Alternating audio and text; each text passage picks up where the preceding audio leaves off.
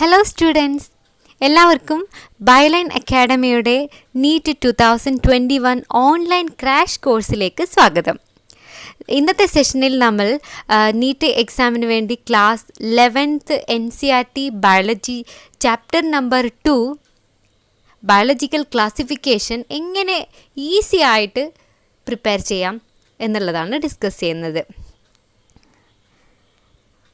Okay, അപ്പോൾ biological classification part 1 video ആണ് നമ്മളിന്ന് ചെയ്യാൻ വേണ്ടി പോകുന്നത്.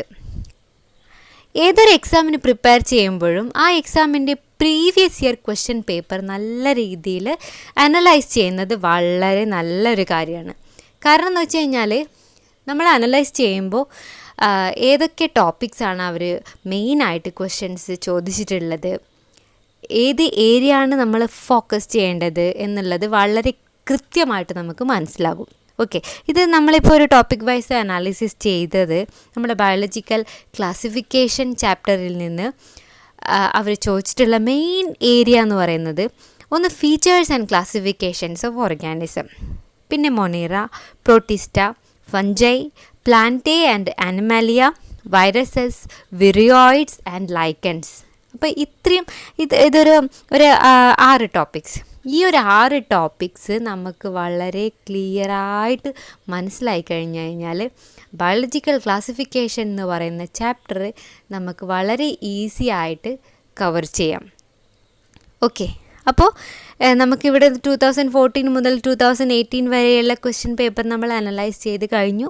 അതിൽ നിന്ന് മെയിനായിട്ട് ചോദിച്ചിട്ടുള്ള ഏരിയാസാണ് ഇത്. അപ്പോൾ നമ്മൾ ഇന്നത്തെ സെഷനിൽ നമ്മൾ ചെയ്യാൻ വേണ്ടി പോകുന്നത് features and classifications of organism. Okay, അപ്പോൾ എന്താണ് ബയോളജിക്കൽ ക്ലാസിഫിക്കേഷൻ? നമുക്കറിയാം, നമ്മുടെ സ്കൂളുകളിൽ കുറേ കുട്ടികളുണ്ട് അല്ലേ. അതായത് 5 വയസ്സുള്ളത്, 6 വയസ്സ്, അങ്ങനെ വളരെ വ്യത്യസ്ത വയസ്സുകളിലുള്ള കുട്ടികളാണ് ഉള്ളത്. ആയിരക്കണക്കിന് 10,000 കുട്ടികൾ ഒരു സ്കൂളിൽ പഠിക്കുന്നുണ്ടാവും. ഇപ്പോൾ നമ്മളെല്ലാ കുട്ടികളെയും ഒരുമിച്ച് ഇരുത്തിയിട്ട് പഠിപ്പിക്കുന്നത് ഒന്ന് ആലോചിച്ച് നോക്കിയേ. അതായത് 5 വയസ്സുള്ള കുട്ടീനെയും 15 വയസ്സുള്ള കുട്ടികളെയും ഒരു ക്ലാസ്സിലിരുത്തി പഠിപ്പിച്ച് കഴിഞ്ഞാൽ അതെത്ര വിഷമം പിടിച്ച കാര്യമാണ് അല്ലേ. അപ്പോൾ എന്താണ് നമ്മുടെ സ്കൂളുകളിൽ നമ്മൾ ചെയ്തിട്ടുള്ളത്? നമ്മൾ അവരുടെ പ്രായത്തിനനുസരിച്ച് പ്രത്യേകം ക്ലാസ്സുകളായിട്ട് തരംതിരിച്ചിട്ടാണ് അവരെ പഠിപ്പിക്കുന്നത്. അവരുടെ പ്രായത്തിനനുസരിച്ചിട്ടുള്ള എഡ്യൂക്കേഷനാണ് നമ്മൾ നൽകുന്നത് അല്ലേ. അപ്പം നല്ല രീതിയിലുള്ള ഗ്രൂപ്പിംഗ് നമുക്ക് വളരെ അത്യാവശ്യമാണ്. അതുപോലെ തന്നെയാണ് നമ്മുടെ ജീവികളുടെ കേസിലും.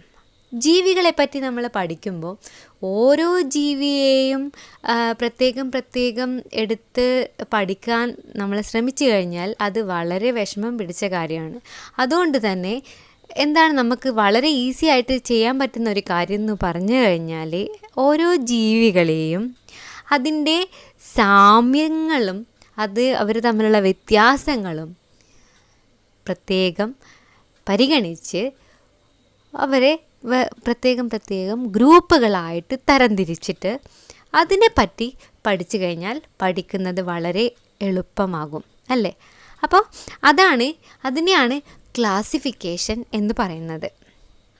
ഓക്കെ, അപ്പോൾ നമുക്ക് പറയാം arrangement of organisms in hierarchical series based on similarities and dissimilarities. അപ്പോൾ അവരുടെ സിമിലാരിറ്റീസും ഡിസ്സിമിലാരിറ്റീസും പരിഗണിച്ച് ഓർഗാനിസംസിനെ ക്ലാസിഫൈ ചെയ്യുന്നതിനെയാണ് ബയോളജിക്കൽ ക്ലാസിഫിക്കേഷൻ എന്ന് പറയുന്നത്.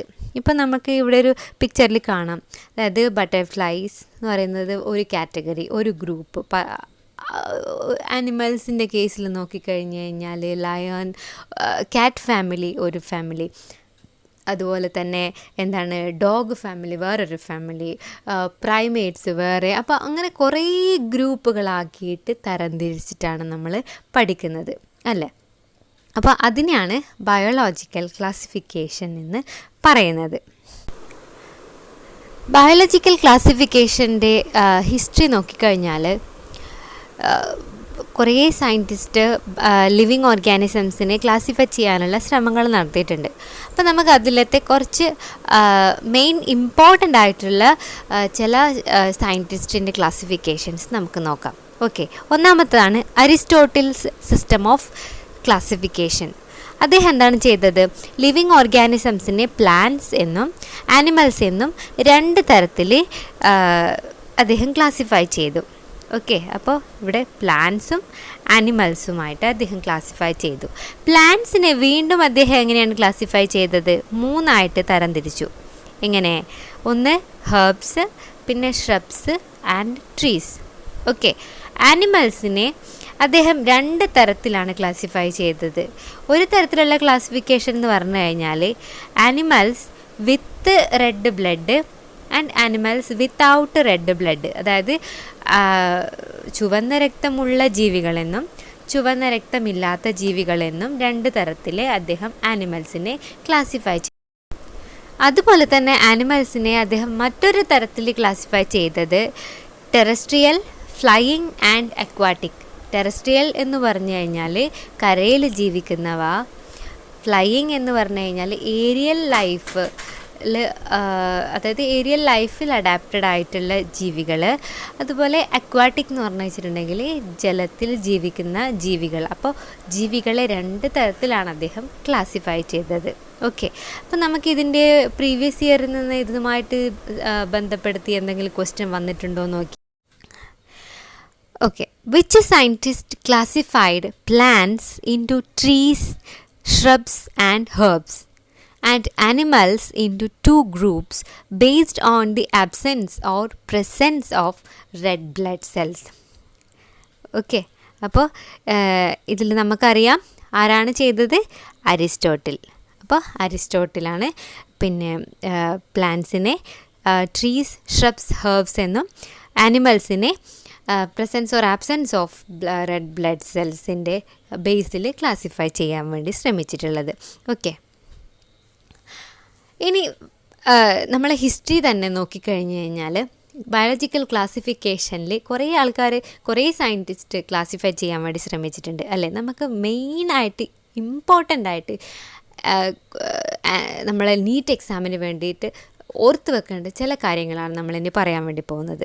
ഓക്കെ, കുറേ തരത്തിലുള്ള ക്ലാസിഫിക്കേഷൻ വന്നിട്ടുണ്ട്. ആദ്യത്തെ ഒരു ക്ലാസിഫിക്കേഷൻ നമ്മൾ ഓൾറെഡി പറഞ്ഞു കഴിഞ്ഞു, അരിസ്റ്റോട്ടലിൻ്റെ ക്ലാസിഫിക്കേഷൻ. അതിനുശേഷം വന്ന വേറൊരു സയൻറ്റിസ്റ്റാണ് നമ്മുടെ ലിന്നേയസ്.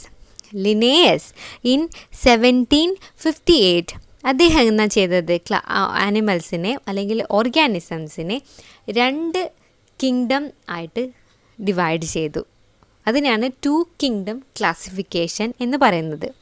ഓക്കെ, 2 കിങ്ഡം ക്ലാസിഫിക്കേഷനിൽ എന്തൊക്കെയാണ്? Plantae and Animalia. അപ്പോൾ 2 കിങ്ഡം ക്ലാസിഫിക്കേഷൻ പ്രപ്പോസ് ചെയ്ത സയൻറ്റിസ്റ്റിൻ്റെ പേരാണ് ലിന്നേയസ്. ഓക്കെ, ഇനി വേറെ 2 സയൻറ്റിസ്റ്റ് 3 കിങ്ഡം ക്ലാസിഫിക്കേഷൻ കൊണ്ടുവന്നു. ആരൊക്കെയാണ് കൊണ്ടുവന്നത്? Ernest and Haeckel in 1866. അവർ 2 പേരും എന്താ ചെയ്തത്? പ്ലാന്റേ ഉണ്ട്, ആനിമാലിയ ഉണ്ട്, പക്ഷേ അതിൻ്റെ കൂടെ വേറൊരു കിങ്ഡം കൂടി ആഡ് ചെയ്തു. അതാണ് പ്രോട്ടിസ്റ്റ. അപ്പോൾ 3 കിങ്ഡം ക്ലാസിഫിക്കേഷനിൽ ഏതൊക്കെയാണ് വന്നത്? Protista, Plantae and Animalia. Okay, Copeland എന്ന് പറയുന്ന വേറൊരു സയൻറ്റിസ്റ്റ് ഇൻ 1956 അദ്ദേഹം 4 കിങ്ഡം ക്ലാസിഫിക്കേഷൻ കൊണ്ടുവന്നു. അപ്പോൾ 4 കിങ്ഡം ക്ലാസിഫിക്കേഷനിൽ അദ്ദേഹം എന്തൊക്കെയാണ് ആഡ് ചെയ്തത്? പ്രോട്ടിസ്റ്റ ഓൾറെഡി ഉണ്ട്, പ്ലാന്റേ ഉണ്ട്, ആനിമാലിയയും 4 കിങ്ഡം ക്ലാസിഫിക്കേഷൻ കൊണ്ടുവന്നു. അപ്പോൾ 4 കിങ്ഡം ക്ലാസിഫിക്കേഷനിൽ അദ്ദേഹം എന്തൊക്കെയാണ് ആഡ് ചെയ്തത്? പ്രോട്ടിസ്റ്റ ഓൾറെഡി ഉണ്ട്, പ്ലാന്റേ ഉണ്ട്, ആനിമാലിയയും ഓൾറെഡി നമ്മുടെ ക്ലാസിഫിക്കേഷനിൽ വന്നു കഴിഞ്ഞു. അദ്ദേഹം മൊനേറ എന്ന് പറയുന്ന പുതിയ ഒരു ക്ലാസിഫിക്കേഷൻ, ഒരു ഗ്രൂപ്പ്, ഒരു കിങ്ഡം ആഡ് ചെയ്തു. അങ്ങനെ മൊനേറ, പ്രോട്ടിസ്റ്റ, പ്ലാന്റേ, ആനിമാലിയ എന്ന് പറയുന്ന 4 കിങ്ഡം ക്ലാസിഫിക്കേഷൻ അദ്ദേഹം പ്രപ്പോസ് ചെയ്തു. ഓക്കെ, ഇനി അതിനുശേഷം വിറ്റാക്കർ R.H. വിറ്റാക്കർ എന്ന് പറയുന്ന സയൻറ്റിസ്റ്റ് ഇൻ 1969 അദ്ദേഹം എന്താ ചെയ്തത്? Monera protista, Plantae and Animalia, ഈ 4 കിങ്ഡം ഓക്കെ കറക്റ്റാണ്. പക്ഷേ ചില ഓർഗാനിസംസ് ഇവരിൽ നിന്നും വ്യത്യസ്തരാണെന്ന് പറഞ്ഞു. അതുകൊണ്ട് തന്നെ അദ്ദേഹം ഒരു സെപ്പറേറ്റ് ഗ്രൂപ്പ് പ്രൊപ്പോസ് ചെയ്തു. അതാണ് നമ്മുടെ ഫഞ്ചൈ. ഓക്കെ, അപ്പോൾ അദ്ദേഹം ഒരു കിങ്ഡം കൂടി ആഡ് ചെയ്തു. ഏത് കിങ്ഡം? Kingdom fungi. അപ്പോൾ 5 കിങ്ഡം ക്ലാസിഫിക്കേഷൻ ഇതിൽ വരുന്ന ഏതൊക്കെ കിങ്ഡംസാണ്? Monera, Protista, Fungi, Plantae and Animalia. അങ്ങനെ 5 kingdom classification R.H. Whittaker in 1969 propose ചെയ്തു. ഓക്കെ, അതിനും ശേഷം കാൾ വോയസ് എന്ന് പറയുന്ന സയൻറ്റിസ്റ്റ് ഇൻ 1990 അദ്ദേഹം എന്താണ് ചെയ്തത്? ഇതൊക്കെ ആക്സെപ്റ്റ് ചെയ്തു, ഓക്കെ. പക്ഷേ അദ്ദേഹം പറഞ്ഞു 3 ഡൊമെയിൻസ് ആയിട്ട് നമുക്ക് ഓർഗാനിസംസിനെ ഡിവൈഡ് ചെയ്യാം. 3 ഡൊമെയിൻസ് ഏതൊക്കെയാണ്? Archaea, bacteria and Eukarya. Archaea, bacteria and Eukarya എന്ന് പറയുന്ന 3 ഡൊമെയിൻസ് ആയിട്ട് നമ്മുടെ ഓർഗാനിസംസിനെ ഡിവൈഡ് ചെയ്തു. ഓക്കെ, ആർക്കിയയിൽ വരുന്ന ഒരു കിങ്ഡമാണ് ആർക്കിയ ബാക്ടീരിയ. ഓക്കെ, ബാക്ടീരിയയിൽ വരുന്ന ഒരു കിങ്ഡം ആണ് യു ബാക്ടീരിയ. പിന്നെ യൂക്കാരിയ എന്ന് പറയുന്ന ഡൊമെയിനിലാണ് അദ്ദേഹം protista, Fungi, Plantae and Animalia എന്ന് പറയുന്ന 4 കിങ്ഡംസ് ഉൾപ്പെടുത്തിയത്. അങ്ങനെ ടോട്ടൽ 6 കിങ്ഡംസ് ആൻഡ് 3 ഡൊമെയിൻസ് ആണ് നമ്മുടെ 6 കിങ്ഡം ക്ലാസിഫിക്കേഷനിൽ ഉള്ളത്. അപ്പോൾ അതാരാണ് പ്രപ്പോസ് ചെയ്തത്? കാൾ വോയസ് എന്ന് പറയുന്ന സയൻറ്റിസ്റ്റ് ഇൻ 1990. ഓക്കെ, ഇത് നമ്മളിപ്പം ഒരു എക്സാം പോയിൻ്റ് ഓഫ് വ്യൂവിൽ നോക്കുകയാണെങ്കിൽ എങ്ങനെയാണ് ക്വസ്റ്റ്യൻസ് വരിക എന്ന് വെച്ച് കഴിഞ്ഞാൽ, ഇപ്പം നമ്മൾ പഠിച്ചു 2 കിങ്ഡം ക്ലാസിഫിക്കേഷൻ ആരാ കൊണ്ടുവന്നത്? ലിനേയസ്. അപ്പോൾ 2 കിങ്ഡം ക്ലാസിഫിക്കേഷൻ പ്രപ്പോസ് ചെയ്ത scientist Linnaeus. 2 kingdom Linnaeus. Okay, 3 kingdom Ernest and Haeckel. Okay, 3 kingdom Ernest and Haeckel. 4 kingdom Copeland. 5 kingdom R.H. Whittaker. 6 kingdom Carl Woese. അപ്പോൾ എങ്ങനെയാണ് നമ്മൾ ഓർത്ത് വെക്കേണ്ടത്? 2 kingdom Linnaeus, 3 kingdom Ernest and Haeckel, 4 kingdom Copeland, 5 kingdom R.H. Whittaker and 6 kingdom Carl Woese. അപ്പോൾ എങ്ങനെയാണ് questions ചോദിച്ചിട്ടുള്ളത് നമുക്ക് നോക്കിയാലോ. Okay, match the kingdom system of classification given in column number 1 with their discoverer given in column number 2 and choose the correct option. Okay, column number 1 വന്നിട്ടുള്ള questions നോക്കാമല്ലോ നമുക്ക്. അതായത് എന്താണ്? Column number 1 kingdom സിസ്റ്റമാണ് വന്നിട്ടുള്ളത്. A 2 kingdom system of classification, B 5 kingdom system of classification, C 6 kingdom system of classification. Column number 2 എന്തൊക്കെയാണ്? ഒന്നാമത്തത് R.H. Whittaker, 2 Carl Woese and 3 Carl Linnaeus. Okay, അപ്പോൾ നമുക്ക് ഓൾറെഡി നമ്മൾ പഠിച്ചു കഴിഞ്ഞു 2 കിങ്ഡം സിസ്റ്റം ആരൊക്കെയാണ് വന്നത്? 2 കിങ്ഡം പ്രപ്പോസ് ചെയ്തത് ആരാണ്? Carl Linnaeus. നമ്മൾ ഓൾറെഡി പഠിച്ചു കഴിഞ്ഞു. 5 കിങ്ഡം കൊണ്ടുവന്നത് ആരാണ്? R.H. വിറ്റാക്കർ അല്ലേ? R.H. വിറ്റാക്കർ. 2 കിങ്ഡം കൊണ്ടുവന്നത് കാൾ ലിനേയസ് ആൻഡ് 6 കിങ്ഡം കൊണ്ടുവന്നത് കാൾ വോയസ്.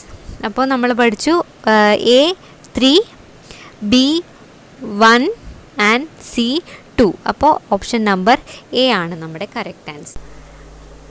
അപ്പോൾ നമുക്ക് നമ്മുടെ മെയിൻ ടോപ്പിക്കിലേക്ക് കടന്നാലോ. ഏതാണ്? 5 കിങ്ഡം ക്ലാസിഫിക്കേഷൻ അല്ലേ? നമ്മളിപ്പോൾ ഓൾറെഡി 5 കിങ്ഡം ക്ലാസിഫിക്കേഷനെ പറ്റി ഡിസ്കസ് ചെയ്ത് കഴിഞ്ഞു. ഏതൊക്കെയാണ് 5 കിങ്ഡം ക്ലാസിഫിക്കേഷനിൽ വരുന്ന കിങ്ഡംസ്? ഏതൊക്കെയാണ്? First one Monera, Protista, Fungi, Plantae and Animalia അല്ലേ.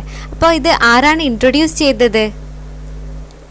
RH Whittaker in 1969 introduce the 5 kingdom classification അല്ലേ. അതായത് വിറ്റാക്കർ എന്ന് പറയുന്ന ശാസ്ത്രജ്ഞനാണ് 1969 5 കിങ്ഡം ക്ലാസിഫിക്കേഷൻ പ്രപ്പോസ് ചെയ്തത് അല്ലേ. അദ്ദേഹം എങ്ങനെയാണ് ഏതൊക്കെ ബേസിലാണ് ഈ 5 കിങ്ഡം ക്ലാസിഫിക്കേഷൻ ചെയ്തത് നമുക്ക് നോക്കിയാലോ. ഒന്നാമത്തത് the levels of cellular organisation. ഇപ്പം നമുക്കറിയാം different levels of body organisations ഉണ്ടല്ലേ. അതായത് cellular level of body organisation ഉണ്ട്, ടിഷ്യൂ ലെവൽ ബോഡി ഓർഗനൈസേഷനുള്ള ജീവികളുണ്ട്, പിന്നെ organ level of body organisation ഉള്ള ജീവികളുണ്ട്, പിന്നെ organ system level of organisations ഉള്ള ജീവികളുണ്ട്, പിന്നെ ഓർഗാനിസം. അങ്ങനെയാണ് നമ്മുടെ ഒരു ലെവൽ ഓഫ് സെല്ലുലാർ ഓർഗനൈസേഷൻ്റെ ഒരു ഹൈറാർക്കി അങ്ങനെയാണ് പോകുന്നത് അല്ലേ. അപ്പോൾ അദ്ദേഹം എന്താണ് ചെയ്തത്, ഓരോ ജീവിയെയും പറ്റി പഠിക്കുമ്പോൾ അദ്ദേഹം എന്താ ചെയ്തത്, ആ ജീവി പ്രോക്യാരിയോട്ടാണോ അല്ലെങ്കിൽ യൂക്യാരിയോട്ടാണോ എന്ന് ആദ്യം നോക്കി. അപ്പോൾ പ്രോക്യാരിയോട്ടിക് സെല്ല് എന്ന് പറഞ്ഞു കഴിഞ്ഞാൽ നമുക്കറിയാം പ്രോക്യാരിയോട്ടിക് സെല്ലിൽ വെൽ ഡിഫൈൻഡ് ആയിട്ടുള്ള ന്യൂക്ലിയസ് നമുക്ക് കാണാൻ പറ്റില്ല അല്ലേ. അതായത് ന്യൂക്ലിയർ മെംബ്രെയിൻ ബൗണ്ട് ന്യൂക്ലിയസ് നമുക്ക് കാണാൻ പറ്റില്ല അല്ലേ. നേരെ മറിച്ച് യൂക്യാരിയോട്ടിക് സെല്ലാണെങ്കിലോ നമുക്കറിയാം വെൽ ഡിഫൈൻഡ് ആയിട്ടുള്ള ന്യൂക്ലിയസ് എന്ന് പറഞ്ഞാൽ ന്യൂക്ലിയർ മെംബ്രെയിൻ ബൗണ്ട് ന്യൂക്ലിയസ് നമുക്ക് യൂക്യാരിയോട്ടിക് സെല്ലിൽ കാണാൻ പറ്റും. അപ്പോൾ അദ്ദേഹം എടുത്ത ഒരു ക്രൈറ്റീരിയ നമ്മുടെ ജീവി പ്രോക്യാരിയോട്ടാണോ അല്ലെങ്കിൽ യൂക്യാരിയോട്ടാണോ എന്ന് അദ്ദേഹം നോക്കി അല്ലേ.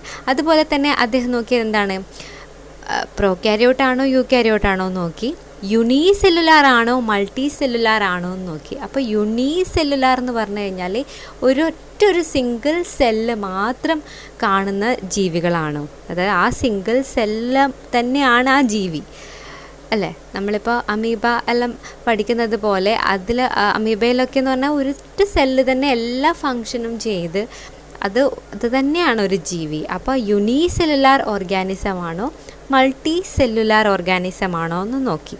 അപ്പോൾ അദ്ദേഹം എന്തൊക്കെയാണ് ചെയ്തത്, പ്രോക്യാരിയോട്ടാണോ യൂക്യാരിയോട്ടാണോ നോക്കി, യുണീസെല്ലുലാർ പ്രോക്യാരിയോട്ടാണോ യുണീസെല്ലുലാർ യൂക്യാരിയോട്ടാണോ അല്ലെങ്കിൽ മൾട്ടി സെല്ലുലാർ യൂക്യാരിയോട്ട് ആണോ എന്നൊക്കെ നോക്കി.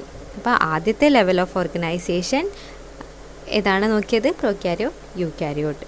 ഓക്കെ, പിന്നെ ഉള്ളത് the principal modes of nutrition. അദ്ദേഹം എന്താണ് ചെയ്തത്, ഈ ജീവികളിൽ എങ്ങനെയാണ് ഫുഡ് എങ്ങനെയാണ് അവർ അസിമുലേറ്റ് ചെയ്യുന്നത്, എങ്ങനെയാണ് ന്യൂട്രീഷൻ അവർക്ക് ന്യൂട്രിയൻസ് എങ്ങനെയാണ് അവൈലബിൾ ആവുന്നത്.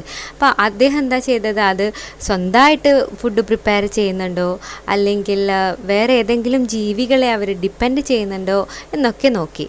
അപ്പോൾ ഓട്ടോട്രോഫിക് ആണോ ഹെറ്ററോട്രോഫിക് ആണോ എന്നൊക്കെയാണ് അദ്ദേഹം കൺസിഡർ ചെയ്തത്. നമ്മളത് ഡീറ്റെയിൽ ആയിട്ടൊരു ടേബിളിലേക്ക് പോവും, അപ്പോൾ നിങ്ങൾക്ക് മനസ്സിലാകും. ഓക്കെ, അപ്പോൾ പ്രിൻസിപ്പൽ മോഡ്സ് ഓഫ് ന്യൂട്രീഷൻ എന്നുള്ളത് ഒരു ക്രൈറ്റീരിയക്ക് വെച്ചു. ഓക്കെ, പിന്നെ ഒന്ന് താലസ് ഓർഗനൈസേഷൻ, അവരുടെ ബോഡി ഓർഗനൈസേഷൻ എങ്ങനെയാണ്, അവരുടെ ബോഡി ഷേപ്പ് എങ്ങനെയാണ് എന്നുള്ളത് ഒരു ക്രൈറ്റീരിയക്ക് എടുത്തു. അതായത് എ സിമ്പിൾ മോർഫോളജി എന്ന് പറയാം നമുക്ക് താലസ് ഓർഗനൈസേഷൻ. ഓക്കെ, പിന്നെയുള്ളത് ഫൈലോജനറ്റിക് റിലേഷൻഷിപ്പ്, അതായത് ഇവല്യൂഷണറി റിലേഷൻഷിപ്പ്, അതായത് ഓർഗാനിസംസ് തമ്മിൽ എങ്ങനെയാണ് ഇവല്യൂഷൻ വഴി അവർ റിലേറ്റഡ് ആയിട്ടുള്ളത് എന്നും അദ്ദേഹം നോക്കി. അപ്പോൾ ഏതൊക്കെയാണ്, പിന്നെ സെല്ലുലാർ ലെവൽ ഓഫ് ഓർഗനൈസേഷൻ, പിന്നെ പ്രിൻസിപ്പൽ മോഡ്സ് ഓഫ് ന്യൂട്രീഷൻ, പിന്നെ ഒന്ന് താലസ് ഓർഗനൈസേഷൻ, പിന്നെ ഫൈലോജനറ്റിക് റിലേഷൻഷിപ്പ്, പിന്നെ വേറൊന്നും കൂടിയുള്ളത് ഇത് റീപ്രൊഡക്ഷൻ ഏത് ടൈപ്പാണ്, സെക്ഷുവലാണോ അസെക്ഷുവലാണോ, ഏത് ടൈപ്പ് ഓഫ് റീപ്രൊഡക്ഷനാണ് ഓരോ ജീവികളിലും ഉള്ളത് എന്നുള്ളതും കൂടി അദ്ദേഹം കൺസിഡർ ചെയ്തു. ഓക്കെ, ഇവിടെ നമുക്ക് ബയോളജിക്കൽ ക്ലാസിഫിക്കേഷൻ്റെ 5 കിങ്ഡം ക്ലാസിഫിക്കേഷൻ്റെ നല്ലൊരു ടേബിൾ കാണാൻ വേണ്ടി പറ്റും. RH വിറ്റക്കർ സയൻറ്റിസ്റ്റ് യൂസ് ചെയ്തിട്ടുള്ള ക്രൈറ്റീരിയ അല്ലെങ്കിൽ ഏതൊക്കെ ക്യാരക്ടേഴ്സാണ് അദ്ദേഹം ഫൈവ് കിങ്ഡം ക്ലാസിഫിക്കേഷന് വേണ്ടി പരിഗണിച്ചത്, അതൊക്കെയാണ് നമുക്ക് ഒരു ഭാഗത്ത് കാണാൻ പറ്റുന്നത്. പിന്നെ മറ്റുള്ള ഭാഗങ്ങളിൽ ഏതൊക്കെയാണ് നമ്മുടെ 5 kingdoms: Monera, Protista, fungi, plant, Animalia. Okay, ഇതൊന്ന് ഡീറ്റെയിൽ ആയിട്ട് പഠിച്ചു കഴിഞ്ഞാൽ, ഡീറ്റെയിൽ ആയിട്ട് എന്ന് പറഞ്ഞു കഴിഞ്ഞാൽ ഇതിൽ കുറച്ച് കാര്യങ്ങൾ മാത്രം ഓർത്ത് വെച്ച് കഴിഞ്ഞാൽ തന്നെ നമുക്ക് നല്ല രീതിയിൽ എക്സാം ക്രാക്ക് ചെയ്യാൻ പറ്റും. അതായത് ഏതൊക്കെയാണ് നമ്മൾ നോക്കിക്കഴിഞ്ഞാൽ, ഒന്ന്, ആദ്യത്തെ ക്രൈറ്റീരിയ അദ്ദേഹം എന്താണ് യൂസ് ചെയ്തത്? സെൽ ടൈപ്പ് അല്ലേ. സെൽ ടൈപ്പിൽ അദ്ദേഹം എന്താണ് ചെയ്തത്? ഏത് ടൈപ്പ് സെല്ലാണ് ഓരോ കിങ്ഡത്തിൽ കാണപ്പെടുന്നത് എന്നുള്ളതാണ് അദ്ദേഹം നോക്കിയത്. അപ്പോൾ ഇവിടെ മൊണീറ എന്ന് പറയുന്ന കിങ്ഡത്തിൽ വരുന്ന സെല്ല് ഏത് ടൈപ്പാണ്? പ്രോക്യാരിയോട്ടിക് സെല്ലാണ്. നമുക്കറിയാം പ്രോക്യാരിയോട്ടിക് സെല്ലിൽ എന്താണ്? വെൽ ഡിഫൈൻഡ് ന്യൂക്ലിയസ് നമുക്ക് കാണാൻ പറ്റില്ല അല്ലേ. ന്യൂക്ലിയർ മെംബ്രെയിൻ ഇല്ലാത്ത സെല്ലുകളാണ് പ്രോക്യാരിയോട്ടിക് സെല്ല്. അപ്പോൾ കിങ്ഡം മൊണീറയിൽ പ്രോക്യാരിയോട്ടിക് സെല്ലാണ്. ബാക്കിയുള്ള എല്ലാ ഇതും നോക്കിയാട്ടെ, അതായത് പ്രോട്ടിസ്റ്റ, ഫഞ്ചൈ, പ്ലാന്റ്, ആനിമാലിയ എല്ലാത്തിലും എന്താണ്? യൂക്യാരിയോട്ടിക് സെല്ലാണ്. അപ്പോൾ നമുക്ക് ഈ ജീവികളെ പറ്റി നമ്മൾ പറയുമ്പോൾ എങ്ങനെ പറയാം? മൊണീറ എന്ന് പറയുന്നത് പ്രോക്യാരിയോട്സ് ഉൾപ്പെടുന്ന കിങ്ഡമാണ്. ബാക്കിയുള്ള പ്രോട്ടിസ്റ്റ, ഫഞ്ചൈ, പ്ലാന്റ്, ആനിമാലിയ എല്ലാത്തിലും നമുക്ക് യൂക്യാരിയോട്ടിക് സെല്ലാണ് കാണപ്പെടുന്നത്. അതുകൊണ്ട് തന്നെ അവരെ നമുക്ക് യൂക്യാരിയോട്സ് എന്ന് വിളിക്കാം അല്ലേ. അപ്പോൾ ഒരു പോയിൻ്റ് ഇതിൽ ഓർത്ത് വെക്കേണ്ടത്, ഒറ്റൊരു കിങ്ഡത്തിൽ മാത്രമാണ് പ്രോക്യാരിയോട്ടിക് ഓർഗാനിസംസ് കാണുന്നത്. അതേതാണ്? Kingdom Monera. ബാക്കി എല്ലാ കിങ്ഡത്തിലും യൂക്യാരിയോട്സ് ആണ് ഉള്ളത്. അതായത് യൂക്യാരിയോട്ടിക് സെല്ലുകളാണ് കാണപ്പെടുന്നത്. യൂക്യാരിയോട്ടിക് സെല്ല് എന്ന് വെച്ച് കഴിഞ്ഞാൽ വെൽ ഡിഫൈൻഡ് ന്യൂക്ലിയസ് ഉള്ള കോശങ്ങൾ. ഓക്കെ, ഇനി അടുത്ത ക്രൈറ്റീരിയ നോക്കിയാൽ സെൽ വാൾ എല്ലാത്തിലും കാണുന്നുണ്ടോ നോക്കിയേ ഇല്ല. സെൽ വാൾ ഏതിലാണ് കാണാത്തത്? നമ്മുടെ ആനിമാലിയയിൽ there is no cell wall present. അപ്പോൾ നമ്മൾ അവിടെ ഓർത്ത് വെക്കേണ്ട വേറൊരു കാര്യം എന്ന് പറഞ്ഞു കഴിഞ്ഞാൽ എന്താണ്? ആനിമാലിയയിൽ നമുക്ക് സെൽ വാൾ കാണാൻ പറ്റില്ല, ആബ്സെൻറ്റ് ഇൻ ആനിമാലിയ. ബാക്കി എല്ലാത്തിലും നമുക്ക് സെൽ വാൾ കാണാൻ വേണ്ടി പറ്റും അല്ലേ. അതിലും നമുക്ക് സെൽ വാളിൻ്റെ കേസ് നോക്കിക്കഴിഞ്ഞാൽ അതിലും നമുക്ക് ഓർത്ത് വെക്കേണ്ട വേറൊരു കാര്യം എന്ന് പറഞ്ഞിട്ടുണ്ടെങ്കിൽ, ഫഞ്ചയിൽ നമുക്ക് കാണുന്ന സെൽ വാൾ എപ്പോഴും കൈറ്റിൻ മെയ്ഡായിരിക്കും. കൈറ്റിൻ എന്ന് പറയുന്ന വസ്തുവിനെ കൊണ്ട് ഉണ്ടാക്കുന്ന സെൽ വാളാണ് ഫഞ്ചയിൽ കാണുന്നത്. ഓക്കെ, പ്ലാന്റയിൽ സെല്ലുലോസിക് സെൽ വാളാണ് കാണുന്നത്. സെല്ലുലോസിക് സെൽ വാളാണ് കാണുന്നത്. മൊണീറയിലാണ് എന്തൊക്കെ? പോളിസാക്കറൈഡും അമൈനോ ആസിഡും കൂടി ചേർന്നിട്ടുള്ള ഒരു സെൽ വാളാണ് കാണപ്പെടുക. ഓക്കെ, അപ്പോൾ മൊണീറയിൽ പോളിസാക്കറൈഡും അമൈനോ ആസിഡും കൂടി ചേർന്നിട്ടുള്ള ഒരു ടൈപ്പ് ഓഫ് സെൽ വാൾ. ഫഞ്ചയിൽ കൈറ്റിൻ മെയ്ഡായിട്ടുള്ള സെൽ വാൾ. പ്ലാന്റയിൽ സെല്ലുലോസ് അടങ്ങിയിട്ടുള്ള സെൽ വാൾ. പിന്നെ ആനിമാലിയയിൽ there is no cell wall. പിന്നെ ഓർക്കേണ്ടത് പ്രോട്ടിസ്റ്റയിൽ എല്ലാ പ്രോട്ടിസ്റ്റ ഓർഗാനിസംസിലും നമുക്ക് സെൽ വാൾ കാണാൻ പറ്റില്ല. ചില ഓർഗാനിസംസിൽ മാത്രമാണ് നമുക്ക് സെൽ വാൾ കാണാൻ പറ്റുക. നമ്മളത് ഡീറ്റെയിൽ ആയിട്ട് പഠിക്കുന്നതായിരിക്കും. ഓക്കെ, അതാണ് സെൽ വാളിൻ്റെ കേസിൽ. പിന്നെ ന്യൂക്ലിയർ മെംബ്രെയിൻ നമ്മൾ ഓൾറെഡി അതിനെപ്പറ്റി ഡിസ്കസ് ചെയ്ത് കഴിഞ്ഞു. മൊണീറയിൽ പ്രോക്യാരിയോട്ടിക് സെല്ലാണ് ഉള്ളത് അല്ലേ. പ്രോക്യാരിയോട്സ് എന്ന് പറഞ്ഞു കഴിഞ്ഞാൽ ന്യൂക്ലിയർ മെംബ്രെയിൻ ഇല്ലാത്ത കോശങ്ങളായിരിക്കും അല്ലേ. ന്യൂക്ലിയസിന് there is no nuclear membrane bound nucleus in prokaryotic cell. അതുകൊണ്ട് തന്നെ നമുക്ക് ന്യൂക്ലിയർ മെംബ്രെയിൻ ആബ്സെൻ്റ് ആണെന്ന് പറയാം. ഏതിൽ? മൊണീറ. ബാക്കി എല്ലാ kingdom protista, fungi, plant, Animalia എല്ലാത്തിലും നമുക്ക് യൂക്യാരിയോട്ടിക് സെല്ലാണ് കാണപ്പെടുക. യൂക്യാരിയോട്ടിക് സെല്ല് എന്ന് പറഞ്ഞു കഴിഞ്ഞാൽ വെൽ ഡിഫൈൻഡ് ന്യൂക്ലിയസ് എന്ന് പറഞ്ഞാൽ ന്യൂക്ലിയർ മെംബ്രെയിൻ ഉള്ള ന്യൂക്ലിയസ്. അപ്പോൾ യൂക്യാരിയോട്സിൽ ന്യൂക്ലിയർ മെംബ്രെയിൻ ഉള്ളതാണ്. ഓക്കെ, അതാണ് ന്യൂക്ലിയർ മെംബ്രെയിൻ്റെ കാര്യം പറയേണ്ടത്. പിന്നെ മെംബ്രെയിൻ ബൗണ്ട് സെൽ ഓർഗനൽസും ഏതിലാണ്?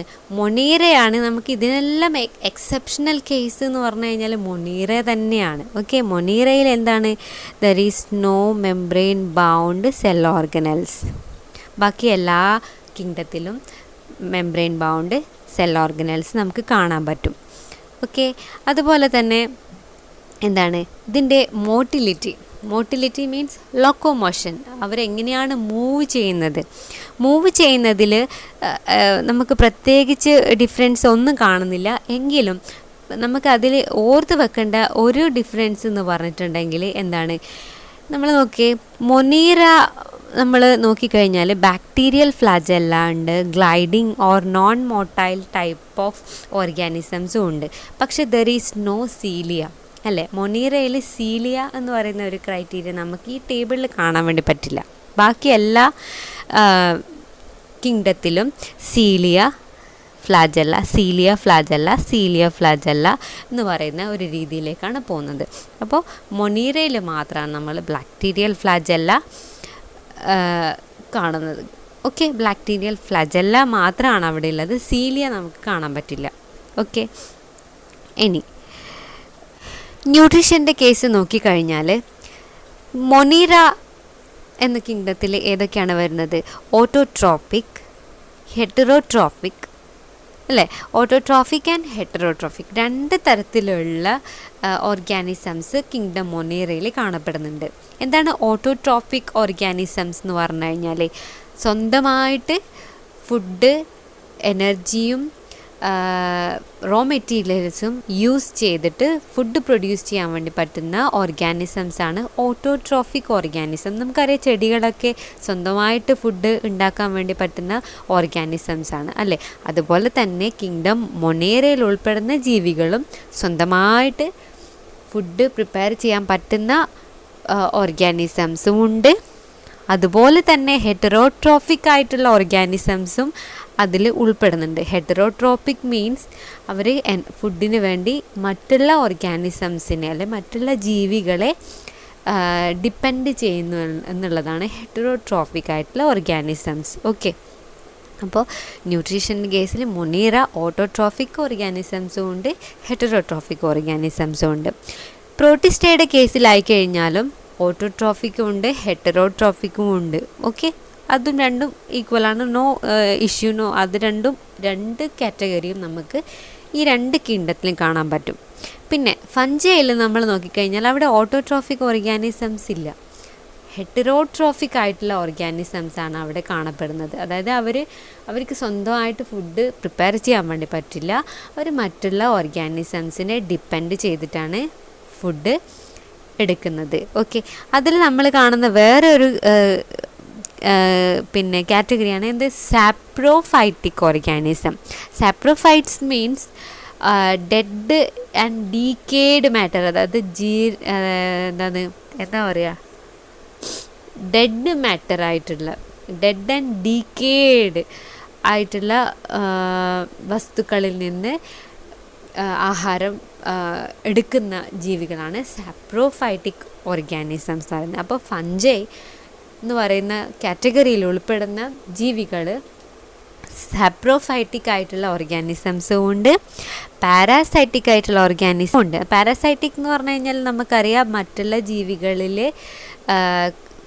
ജീവിച്ച് അവരിൽ നിന്ന് ഭക്ഷണം എടുത്ത് ജീവിക്കുന്ന ജീവികളാണ് അല്ലേ? മറ്റുള്ള ജീവികൾ ഹോസ്റ്റ് ഓർഗാനിസംസിൽ ജീവിച്ചിട്ട് അവരിൽ നിന്ന് ഫുഡ് അബ്സോർബ് ചെയ്യുന്ന ഓർഗാനിസംസാണ് പാരാസൈറ്റിക്. അപ്പോൾ ഫഞ്ചയിൽ സാപ്രോഫൈറ്റിക്കും പാരാസൈറ്റിക്കും ആയിട്ടുള്ള ഓർഗാനിസംസ് നമുക്ക് കാണാൻ വേണ്ടി പറ്റും.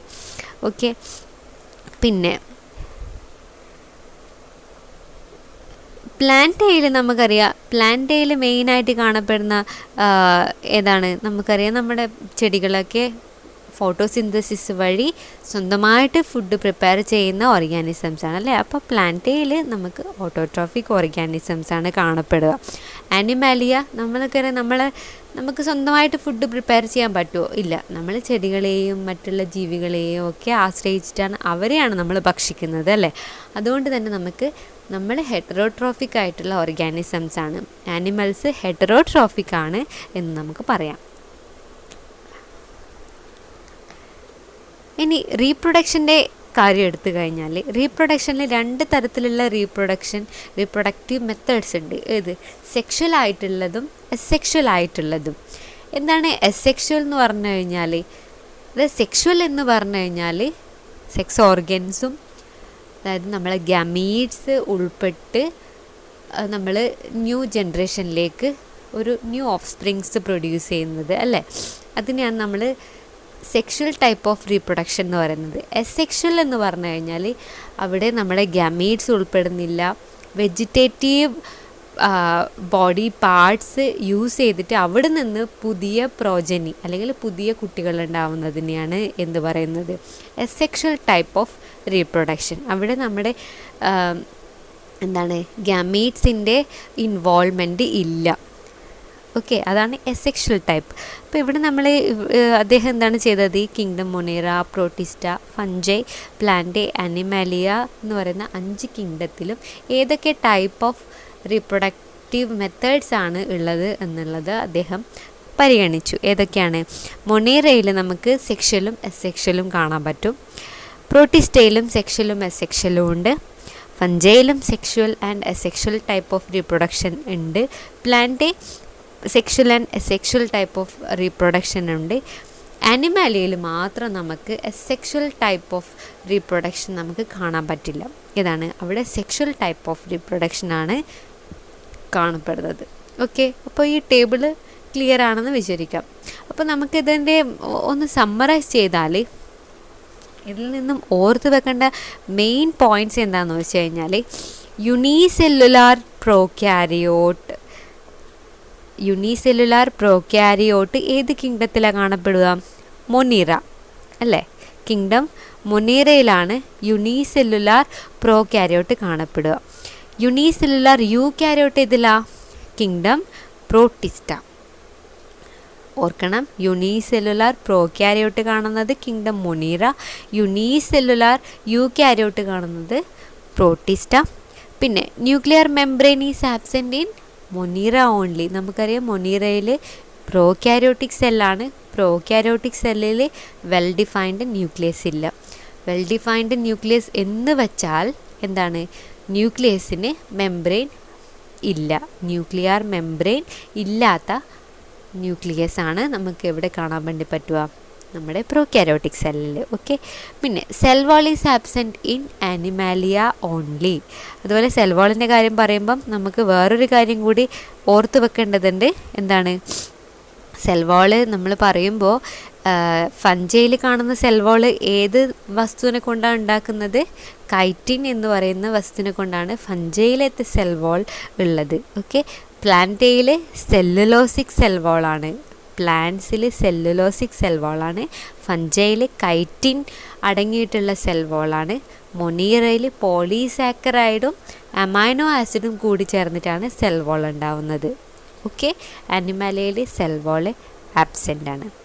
ഓക്കെ, പിന്നെ നമ്മൾ ന്യൂട്രീഷൻ്റെ കേസ് പറഞ്ഞപ്പോൾ ഓട്ടോട്രോപ്പിക് ഓർഗാനിസം ഓൾറെഡി നമ്മൾ പറഞ്ഞു കഴിഞ്ഞു. നമ്മുടെ പ്ലാന്റ്സ്, അതായത് സ്വന്തമായിട്ട് എനർജി പ്രൊഡ്യൂസ് ചെയ്യാൻ വേണ്ടി പറ്റുന്ന, സ്വന്തമായിട്ട് ഫുഡ് പ്രൊഡ്യൂസ് ചെയ്യാൻ വേണ്ടി പറ്റുന്ന ഓർഗാനിസംസ് ആണ് ഓട്ടോട്രോഫിക് ഓർഗാനിസം. ഹെറ്ററോട്രോഫിക് എന്ന് പറഞ്ഞു കഴിഞ്ഞാൽ depends on other organism for their ഫുഡിന് വേണ്ടി മറ്റുള്ള ഓർഗാനിസംസിനെ ഡിപ്പെൻഡ് ചെയ്യാം. പിന്നെ കീമോസിന്തസിസ് എന്ന് പറഞ്ഞു കഴിഞ്ഞാൽ കെമിക്കൽ റിയാക്ഷൻസിലൂടെ കിട്ടുന്ന എനർജി ഫുഡ് പ്രൊഡ്യൂസ് ചെയ്യാൻ വേണ്ടിയിട്ട് യൂസ് ചെയ്യാം. ഓക്കെ, കീമോസിന്തസിസ്. അപ്പോൾ കെമിക്കൽ റിയാക്ഷൻസ് വഴി എനർജി കിട്ടുന്നതിൽ അതിനെ യൂസ് ചെയ്തിട്ട് ഫുഡ് പ്രൊഡ്യൂസ് ചെയ്യുന്നതിനാണ് കീമോസിന്തസിസ് എന്ന് പറയാം. പിന്നെ സാപ്രോഫൈറ്റിക് എന്ന് പറഞ്ഞാൽ organism which gets its energy from dead and decaying matter. ജീർണിച്ച വസ്തുക്കളിൽ നിന്ന് ഫുഡ് പ്രൊഡ്യൂസ് ചെയ്യുന്നതിനെയാണ് സാപ്രോഫൈറ്റിക് എന്ന് പറയുന്നത്. Saprophytic organisms. ഇത്രയും ക്ലിയർ ആണല്ലോ. നമുക്കിനി അടുത്ത, അതായത് പ്രീവിയസ് ഇയറിൽ ഈ ഒരു ഭാഗത്ത് നിന്ന് വന്നിട്ടുള്ള ക്വസ്റ്റ്യൻസ് നോക്കിയാലോ. ഓക്കെ, ആദ്യത്തെ question, 5 kingdoms system of classification suggested by R.H. Whittaker is not based on അതായത് കംപ്ലീറ്റ് ആയിട്ട് ബേസ് ചെയ്യാതിരുന്നത് ഏത് കാര്യത്തെ പറ്റിയിട്ടാണ്? എന്താണ്? Presence or absence of a well defined nucleus, okay, mode of reproduction, mode of nutrition, complexity of body organisation. Presence or absence of a well-defined nucleus, mode of reproduction, mode of nutrition, complexity of body organization. അപ്പോൾ ഇതിൽ നമുക്കറിയാം ഏതാണ് mode of reproduction. Already നമ്മൾ സംസാരിച്ച് കഴിഞ്ഞു, ഏത് type of reproduction ആണ് അവിടെ കാണപ്പെടുന്നത് നമ്മൾ കണ്ടുപിടിച്ചു. മോഡ് ഓഫ് ന്യൂട്രീഷൻ ഉണ്ട്, നമ്മൾ ഏത് ടൈപ്പ് ഓഫ് ന്യൂട്രീഷൻ, ഓട്ടോട്രോഫിക് ആണോ ഹെറ്ററോട്രോഫിക് ആണോ എന്നൊക്കെ അദ്ദേഹം കൺസിഡർ ചെയ്തിട്ടുണ്ട്. പിന്നെ കോംപ്ലെക്സിറ്റി ഓഫ് ബോഡി ഓർഗനൈസേഷൻ എന്ന് വെച്ച് കഴിഞ്ഞാൽ എന്താണ്, യൂണിസെല്ലുലാർ ആണോ മൾട്ടി സെല്ലുലാർ ആണോ, അതുപോലെ തന്നെ യൂണിസെല്ലുലാർ പ്രോകാരിയോട്ടാണോ യൂണിസെല്ലുലാർ യൂകാരിയോട്ടാണോ എന്നൊക്കെ അദ്ദേഹം കണക്കിലെടുത്തിട്ടുണ്ട് അല്ലേ. പക്ഷേ presence or absence of well defined nucleus ഒരു പ്രധാന ക്രൈറ്റീരിയ ആയിട്ട് അദ്ദേഹം പരിഗണിച്ചിട്ടുണ്ടോ? ഇല്ല. അപ്പോൾ നമ്മുടെ ആൻസർ എന്താണ്? Presence or absence of a well defined nucleus ആണ് കറക്റ്റായിട്ട് അദ്ദേഹം അത് മാത്രമായിട്ട് പരിഗണിക്കാതെ 5 കിങ്ഡം സിസ്റ്റം ക്ലാസിഫിക്കേഷൻ കൊണ്ടുവന്നത്. ഓക്കെ, അപ്പോൾ ഇതിൻ്റെ ആൻസർ ഏതാണ്? Option number A. നമുക്ക് അടുത്ത ക്വസ്റ്റ്യൻ നോക്കിയാലോ. Consider the following statements with respect to characteristic features of the kingdom. Okay, അതായത് നമ്മുടെ കിങ്ഡംസിൻ്റെ ഫീച്ചേഴ്സിനനുസരിച്ചിട്ടുള്ള കുറച്ച് സ്റ്റേറ്റ്മെൻറ്റ്സ് ആണ് ഇവിടെ താഴെ തന്നിട്ടുള്ളത്. ഓക്കെ, നമുക്ക് ഒന്നാമത്തെ നോക്കിയാലോ. In Animalia the mode of nutrition is autotrophic. അതായത് ആനിമാലിയ കിങ്ഡത്തിൽ ഓട്ടോട്രോഫിക് ആയിട്ടുള്ള ന്യൂട്രീഷനാണ് എന്നാണ് ആദ്യത്തെ സ്റ്റേറ്റ്മെൻറ്റ്. ഓക്കെ, രണ്ടാമത്തത് in Monera the nuclear membrane is present. Monera കിങ്ഡത്തിൽ ന്യൂക്ലിയർ മെംബ്രെയിൻ പ്രസൻ്റ് ആണ് എന്നാണ് പറയുന്നത്. Third one in Protista the cell type is prokaryotic. Kingdom പ്രോട്ടിസ്റ്റയിൽ പ്രോകാരിയോട്ടിക് സെൽ ടൈപ്പാണ് എന്നാണ് ഈ സ്റ്റേറ്റ്മെൻറ്റ് പറയുന്നത്. Fourth one in Plantae the cell wall is present. Plantae കിങ്ഡത്തിൽ സെൽ വാൾ പ്രസൻ്റ് ആണ്. ഇതിൽ of the above statements which one is correct? ഏത് ഓപ്ഷനാണ് അല്ലെങ്കിൽ ഏത് സ്റ്റേറ്റ്മെൻറ്റാണ് കറക്റ്റ് എന്നാണ് ചോദിച്ചിട്ടുള്ളത്. ഓക്കെ, നമുക്ക് ഓരോ ഓപ്ഷനായിട്ട് നോക്കിയാലോ. എന്താണ് ഒന്നാമത്തത്? In Animalia the mode of nutrition is autotrophic. Autotrophic ആണോ നമ്മുടെ ഇതിൽ നോക്കിയാലോ. അതായത് നമുക്കിപ്പം നമ്മുടെ ടേബിൾ നോക്കാം. In Animalia the mode of nutrition is heterotrophic അല്ലേ. അപ്പോൾ ആദ്യത്തെ ഓപ്ഷൻ തെറ്റാണ്, കാരണം ഹെറ്ററോട്രോഫിക് ആണ്. ഇനി ഇൻ മൊനീറ, അപ്പോൾ ആദ്യത്തെ ഓപ്ഷൻ തെറ്റാണെന്ന് പറയാം. In Monera the nuclear membrane is present. Nuclear membrane present ആണോ മൊനീറയിൽ? In Monera the nuclear membrane is present. Monera nuclear membrane is absent അല്ലേ. അപ്പോൾ ആ ഓപ്ഷനും തെറ്റാണെന്ന് മനസ്സിലാക്കാം. രണ്ടാമത്തതും തെറ്റാണ്. ആദ്യത്തത് ഓൾറെഡി തെറ്റാണ്, രണ്ടാമത്തതും ഇൻകറക്റ്റ് ആണ്.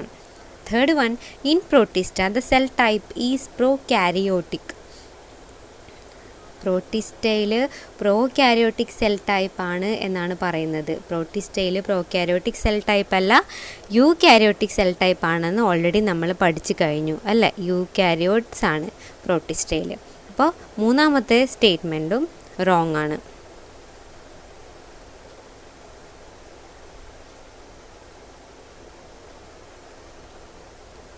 നാലാമത്തെ എന്താണ്? In Plantae the cell wall is present.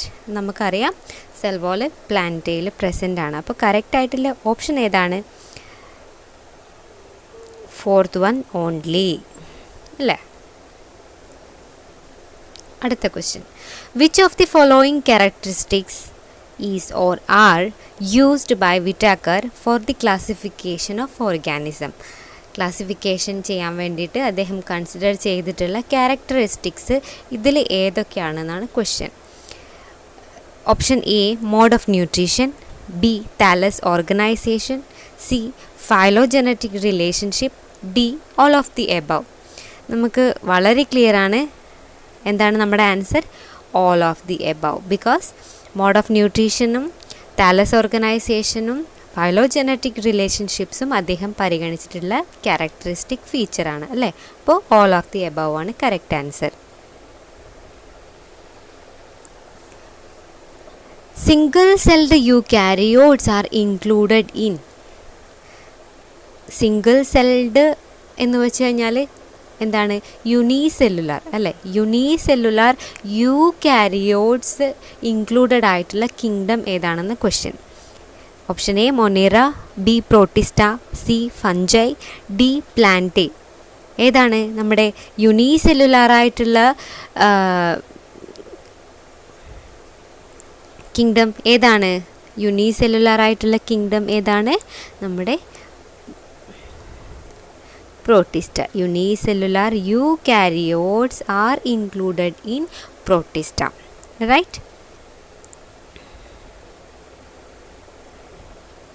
അപ്പോൾ യൂണിസെല്ലുലാർ ആയിട്ടുള്ള